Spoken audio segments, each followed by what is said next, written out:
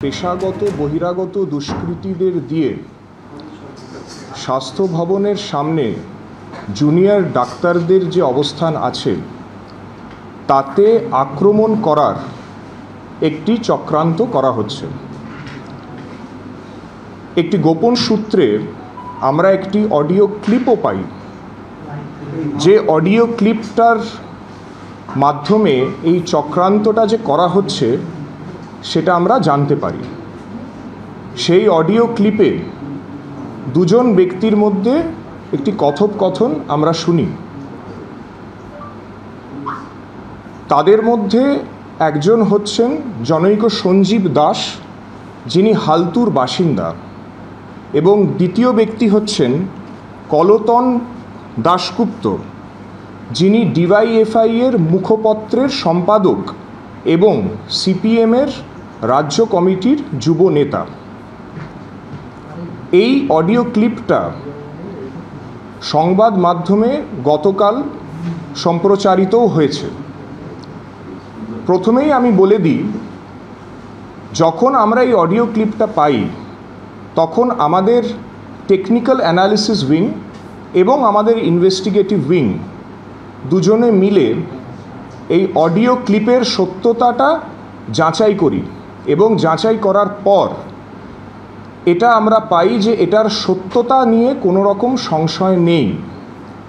যে অডিও ক্লিপটা আমাদের কাছে আছে আমি চাইব আরেকবার এখানে আপনাদের শুনিয়ে দিতে।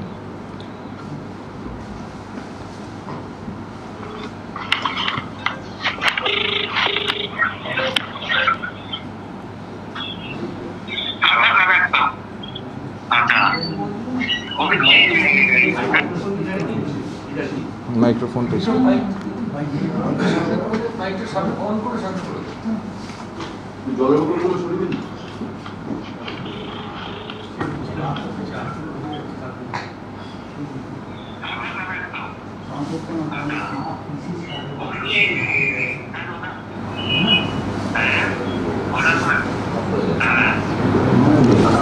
अरे यो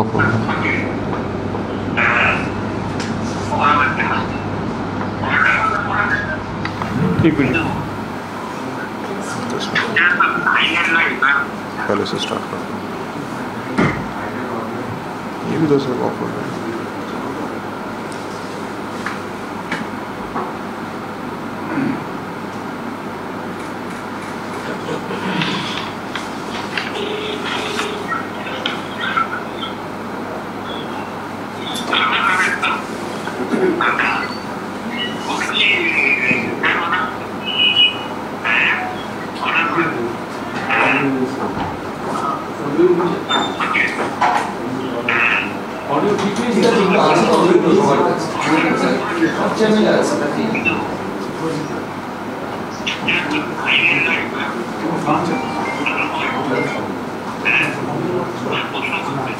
এটা চলছে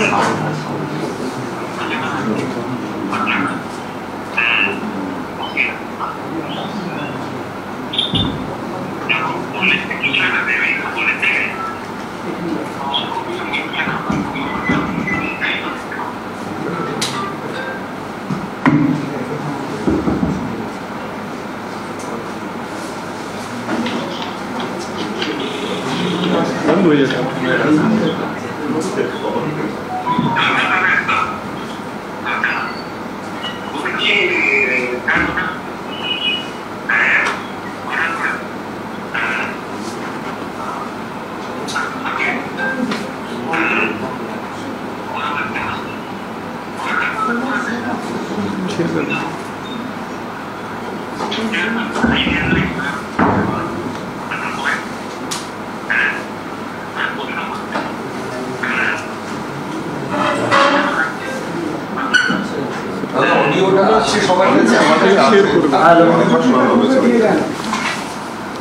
আমরা এটা আপনাদের দিয়ে দেব অডিও ক্লিপটা।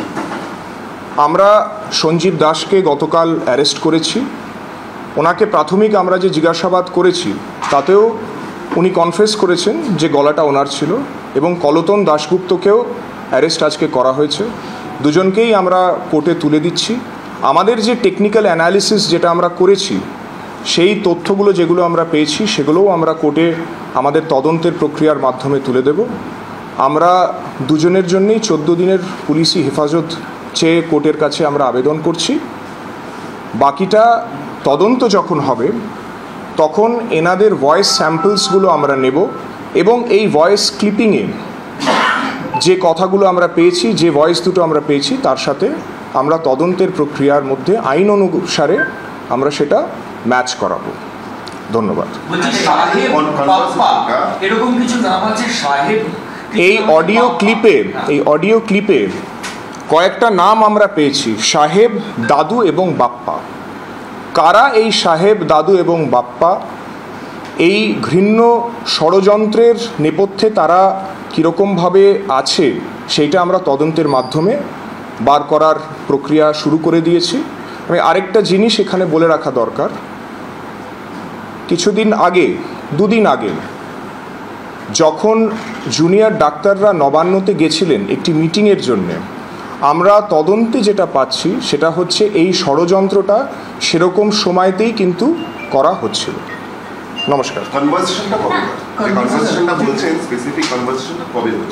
এই কনভারসেশনটা কবে হয়েছে সেটা তদন্তের মাধ্যমে আপনাদের আমরা জানাবো।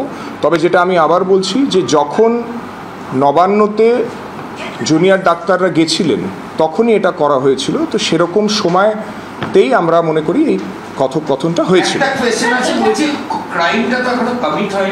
তো এটা কি ক্রিমিনাল কনস্পিরেসি নাকি অর্গানাইজড ক্রাইম, মানে বিএনএস এর এক্স্যাক্টলি কি সেকশন অ্যাকচুয়ালি ক্লিয়ার করে দেন? আমরা যে সেকশনসে কেস এটা করছি সেটা হচ্ছে 224, 352, 353 AB 2, 351 to 61 বিএনএস অ্যাক্ট। সঞ্জীবের পরিচয় জানা যাবে? সঞ্জীব আসলে কি? উনি হালতুর বাসিন্দা।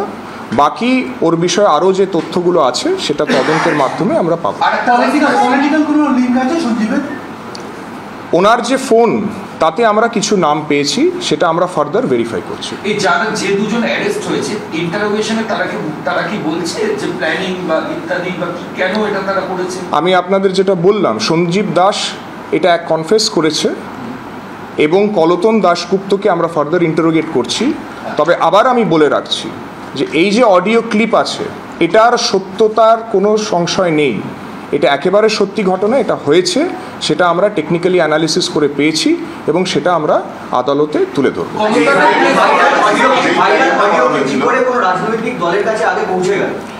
আমরা এই কেস, এই ব্যাপার নিয়ে যে কেস আছে সেটা আমরা কালকে দুপুরে করেছি। যে ভাইরাল অডিও ক্লিপের কথা হচ্ছে আমরা তারপরে আমরাও এটা দেখেছি যে মিডিয়ার কাছে এসছে, কিন্তু আমাদের কেস কালকে দুপুরবেলায় কিন্তু হয়ে গেছে।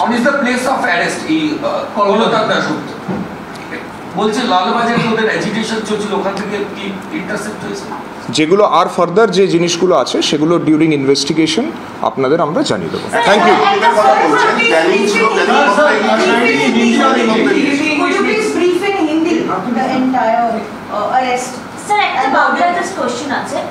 এনারা যে কনভারসেশন শুনে মনে হচ্ছে সেদিনকারে ওরা কিছু প্ল্যান করছিল, ওদের কি টিম এখানে রেডি ছিল?